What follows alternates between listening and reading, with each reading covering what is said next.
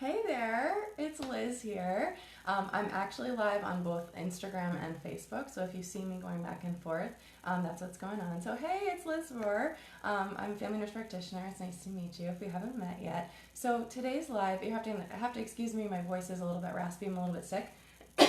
But I'm going to do a live today to talk about the lab interpretation crash course. I've gotten a lot of requests of various questions, so I'm going to do a Q&A. So if you have any questions, drop them down below.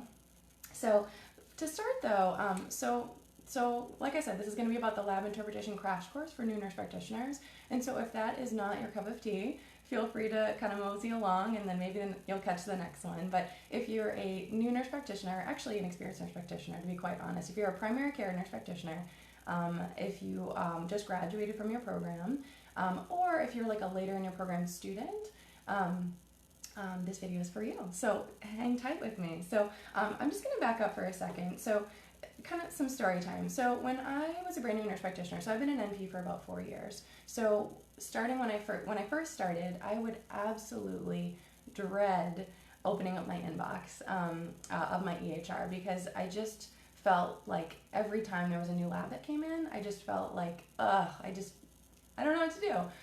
It was really stressful and it was really frustrating, and those labs would just sit and stare at me until I got up the courage to ask one of my colleagues for the bajillionth time about these labs, right? And they were I was very lucky, my colleagues were very patient, but I just was extremely frustrated. And this is the story that I hear from a lot of new nurse practitioners nationally, like nationwide. That is like the number one thing that people struggle with, and it's definitely the one that I struggled with the most.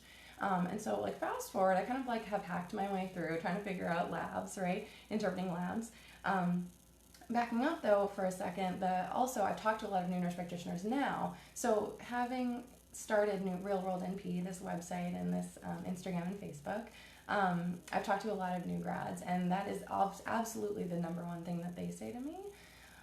But also, they kind of have the same frustrations that I had, where there's a lot of resources that they have tried to consult, whether it's like a lab interpretation book, whether it's, like a webinar or, some sort of continuing education, and just been a little bit frustrated, or even just like the regular resources that we use every day, right? Like the, like up-to-date, things like that. And so I think the main frustrations have been, it's like, this is a little bit fluffy and I just don't feel like I can get the answers that I need, or this is not quite relevant to me as a primary care nurse practitioner.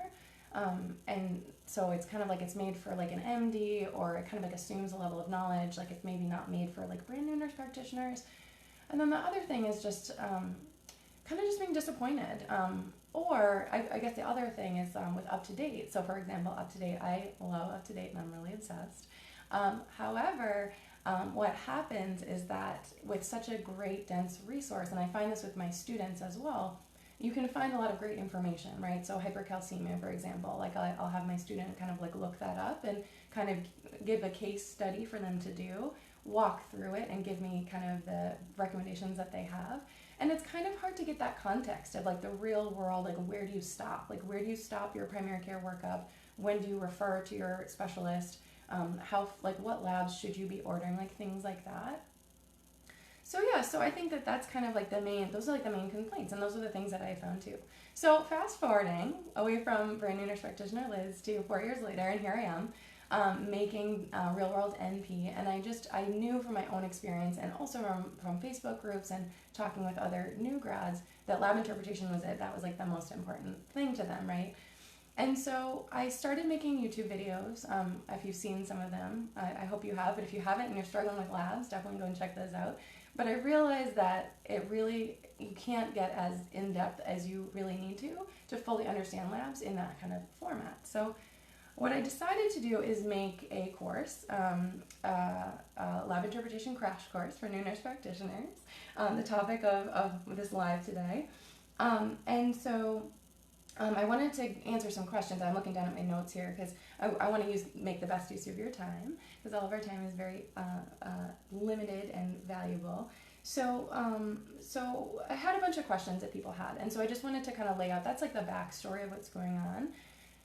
So what I did was I sat down and I made a 4-week course. So 4 weeks sounds like a lot, but just stick with me for a second. So I sat down and I made a course on the most important commonly seen labs in primary care. So CBCs, BMPs, basic metabolic panels, LFTs, what else is in there? Lipids, urinalysis, dipstick, TSH, all of those things, right? And so what I did is I sat down and I made a course out of that. And it literally took me 100 hours worth of reading and research between UpToDate, Harrison's Internal Medicine, American Family Physician, like endless. And what I did is I kind of went through and I put all this stuff together. And then once I came up with I kind of synthesized and translated and simplified and condensed all of the different algorithms and all of those questions that we have, right? Of like, when do you treat them in primary care? When do you worry about it? When do you leave it alone? When do you send them out to a specialist? That kind of stuff. And what I did was I also had the beautiful opportunity of talking with some specialists. So what I did is I talked with gastroenterology, hematology, nephrology, a very, very patient nephrologist. And I kind of ran everything by them, and I made sure that what I was giving out was accurate, what they would recommend, and I asked my lingering questions because, like I said, is that it's very hard to kind of synthesize all of that data that you're reading about into the like real world practice, right? So that was super invaluable, and that was a little over 6 hours of conversation, still ongoing. I still have questions to clarify, but yeah. And the gist of the course, if you're interested in joining, the gist of it is that it's there's 2 ways to go through it. So I keep talking about it being live for a variety of reasons. So number one, the core of it is that it's broken up into those major topics. It's CBC, basic metabolic panel, LFTs, urinalysis, urine microscopy, lipids, and TSH.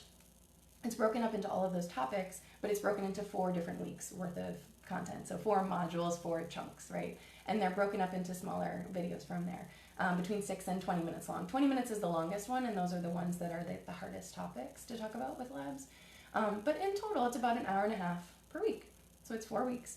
And the reason I'm doing it in that kind of stepped 1 topic per week is just because it's a lot, but also because there's a live component.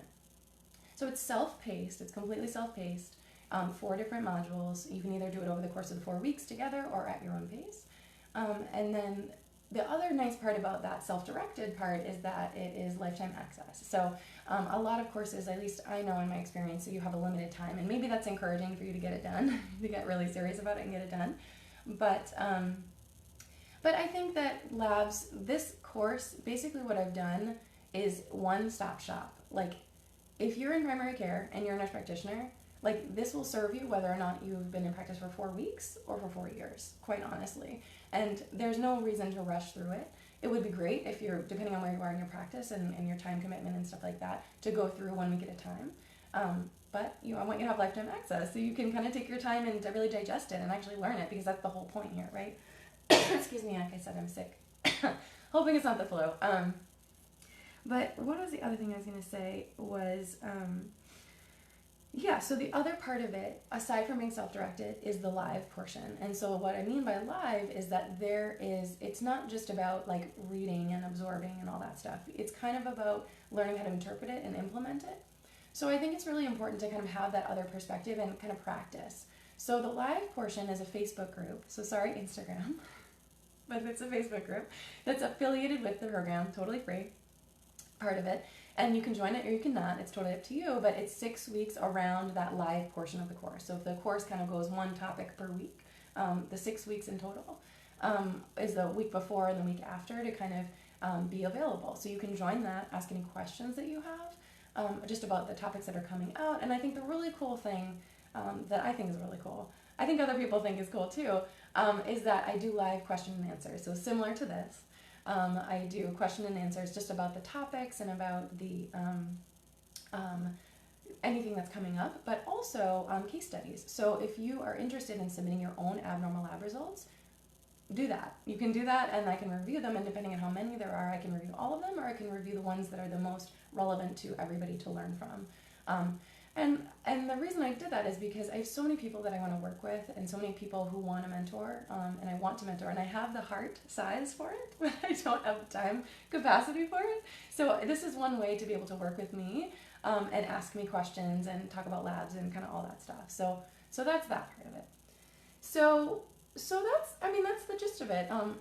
The other things that come with it are when to worry cheat sheets. So similar to the cheat sheets that I have for the kind of YouTube free videos, I have these for each of the labs, but very in-depth, very, basically everything you want to know. Print it out, keep it at your desk, follow along with it. That's it. They're pretty awesome. I'm not saying that because I made it, it's just because I actually use it, and I find them to be very helpful. But you can ask the people who went through the program if you want. I'm trying to think of other things I want to tell you. So that's basically the background. So I wanted to get some question and answers, and some people submitted them from when I put the oops. I'm getting a timer on my Instagram. Sorry, that kind of threw me off. Maybe I have a timer on this. Maybe I can only do it for a certain amount, but it says I have 10 minutes left, whatever that means.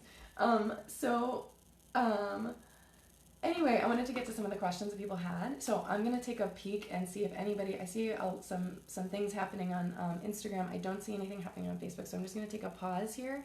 Hi, everyone. It's nice to see you. If you guys have any questions, definitely drop them in here. I'd love to hear them. So how do we get this? I'm gonna get to that in just a second.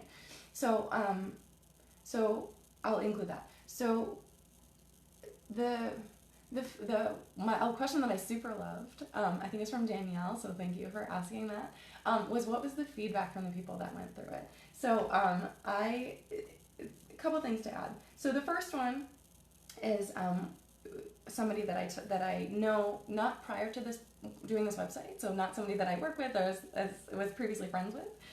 So to give you the sense of bias. So the questions that I asked her were, what was interpreting labs like for you before watching these videos? And she said, I dreaded seeing the little red symbol next to the labs because I know it's just another stupid question I'm going to have to ask a coworker. I know it isn't really stupid, but it feels that way. I feel inadequate and like an imposter, and I can't do something as simple as figure out what to do with only slightly off numbers. I feel you. If anyone feels me on this one, let me know in the comment below. But so question number 2, so there's 4 questions. Number 2, what was your experience going through it? How is it different, and did anything stand out to you? And number 1 is I feel so much better after watching the videos I've seen so far. So she at the time that she wrote this, she hadn't finished it yet. She's finished it now, and she's going to send me her updated thoughts. And I'm not shaking my head and worried every time I see an abnormal lab. I know I've got the base knowledge to at least figure out a direction. The algorithms are what stand out to me. I'm a very visual learner, and those are a lifesaver. So you get the algorithms as a handout when you go through this. So number 3, what is your NP practice like since going through them? Can you share any specific results? And she didn't have any specific results to share at that moment, but she says, I feel more confident not having to constantly ask questions, gives a little boost and helps me feel better about myself, which in turn puts me in a better mood, so I actually enjoy my job. Awesome, right? That's what we all want here, right? So again, doesn't have any specific results. And then number 4, what would you say to someone who's on the fence about taking this course? I just love this. I can't stop smiling. She's so sweet. Get off the fence. It is so helpful in capitalization and with 2 exclamation points. My program provided 0 education over labs. We were, of course, educated on what abnormal labs could indicate, but never on workups when getting those abnormals. So next steps were and when to refer were never something discussed. We were expected to learn that in clinical, and preceptors often were too busy to invest the time going through and explaining lab interpretation. They barely have time to take students, like totally.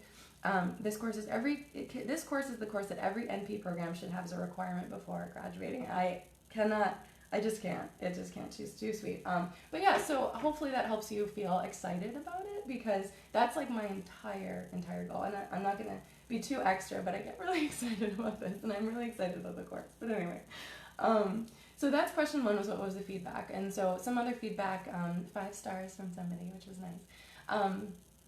Liking the flexibility because it's self-paced, you can kind of go through it on your own, things like that. So in terms of negative feedback, I really haven't gotten any negative feedback. Reading between the lines, I think 2 things to consider. So number 1 is that reading between the lines of like what people have asked me and what they've told me, things like that. When I first released this course, so this is the 2nd edition. The 1st edition was kind of like the tester course, and it was a lot smaller than this one is. This is not going to have a cap. I mean, maybe if it gets out of hand, I don't know. Who knows? I don't think I have a cap though. I kept a cap on that one because it was a trial run and I had a lot of technical glitches, and I'm glad that I did because there were some things that just didn't work out. So if you went through the course and you're just watching this for fun, thank you for your patience with all of my glitches and mishaps, and there's some more stuff coming for you soon. So I think the feedback was that students who were going through it, they asked me if students were appropriate to go through it, and I didn't really have a good answer. My gut feeling was that, you know what, you probably have enough to focus on if you're a student, and you probably don't need to go through all this extra stuff. So I don't tell my patients what to do. I give them recommendations, I advise them, and I think what I would advise for nurse practitioner students who haven't graduated yet is probably this is not a great fit for you. It's really up to you. You can sign up for it, and like I said, you have lifetime access. You don't have to pay for it again. You get all the updates and all that stuff. So you could enroll in it, sign up, and then have it forever, and then kind of continue from there. But I think that if you're trying to go through it with everybody else, it's going to be too much for you. So I think that's kind of what the feedback was that I got in general, is like people kind of feeling stressed about that. But again, you have lifetime access. There's no rush, right? So like, wait till you graduate, go through it, totally fine. So the other thing is that time management, right? And so life is busy when you're a nurse practitioner and you're in practice, and you have a lot of labs to review in the first place. So like, it's kind of hard to like make extra time. But like, I think that's the moral of the story. And one thing I want to be kind of clear about is that this course is really comprehensive. It's very concise, but it's also very comprehensive. And when you sign up for something, that doesn't necessarily mean that like automatically it's like osmosis, right? Like it's already been absorbed. It doesn't quite work like that. So when you go through a course, this is obvious. I know this is obvious, but I'm going to say it. You kind of have to make that commitment, and you have to think about how you're going to fit it into your life. And like I said, this is over the course of 4 weeks. You don't have to do it in 4 weeks. You can take as long as you want.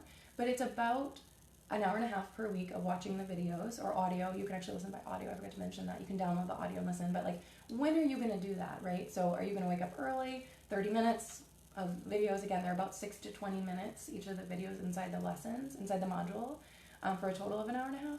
Are you going to do it on the weekends? Are you going to block off some time? Are you going to download the audio and listen to it on your commute? Like if you commute for like 20 or 30 minutes.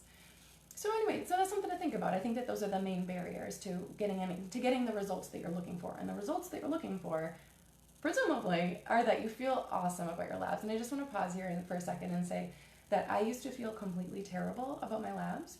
And now I just feel like there's like a curtain that's been drawn. And I'm actually a nerd. You probably noticed this by now, if you've been following along. But I am a huge nerd. But I'm actually excited to look at my labs.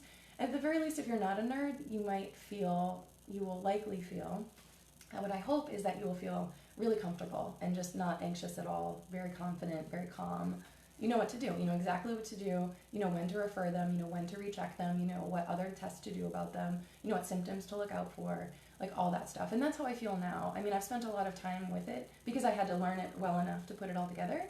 But if it makes you feel any better, despite 4 years of practice, I still learned a lot of stuff. I learned a lot, especially like getting feedback from the specialist was really, really helpful too. So, sorry, other questions, I feel like I'm rambling a little bit. So, major question, is there pediatrics? And there's not. So this is only adults. This is only adults because pediatrics have their own caveats. There are no OB caveats. Please do not apply any of this to pregnant patients. They have very specific caveats. So no pregnant people, no pediatric patients. And should students take this course? Again, I kind of mentioned that, but that is really up to your discretion. And then some specific questions like, do you cover the evaluation and management of TSH? Yes, absolutely. The lab values to worry about, what to do with them, the next steps, how to treat them, how to monitor them, how to follow up with them, when to send them to endocrine, all that stuff. Do you cover low white blood cell counts? When to refer to hematology? Absolutely. That is the entire framework. That's looking at the alarm signs, when to worry about them, the symptoms to look at, when to refer them, when to keep them in-house, when to recheck, all that stuff. Really broken down, all the things. I don't know, at least those are all the things that I have questions about, but I think a lot of nurse practitioners I've talked about have said that too. So I'm trying to think if there are other questions. Continuing education, thank you, Danielle. There's no CEUs right now. because yes, and Candy, the red exclamation point, that is very, very painful. But yeah, Danielle, so there's no CEUs right now. So there's a number of requirements that you have to get through, and I'm still kind of researching how to make that happen. And the other thing about it is that it needs to be kind of static, where you don't make any changes, you submit it, they review it, and then you can't change it. And so what I'm trying to do is, because this is the kind of like larger release, I'm really hoping that I can get feedback. So if you're part of it, you give me feedback on what's working, what's not. I keep fixing it and I keep making it better. And then by the time it's awesome, it'll still be improved. But if it's reasonably like solid, I'll apply for the CEUs. We'll get it covered, and then every year you kind of renew it. And so if we make any changes, things like that, and because it's you, because I would love for your feedback, and it's for you for life. And so if it's not working for you right now, we'll fix it, right? If you have any questions, because sometimes I get a little bit in the weeds, but I think overall what I've been told is that it's working. So Tay, I don't know if it's Tay. It does sound awesome. Thank you so much. I love it. I'm obsessed. So oh no, shoot.